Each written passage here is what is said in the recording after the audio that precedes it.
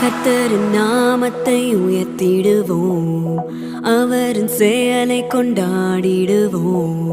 கர்த்தரின் நாமத்தை உயர்த்திடுவோம், அவரின் செயலை கொண்டாடிடுவோம்.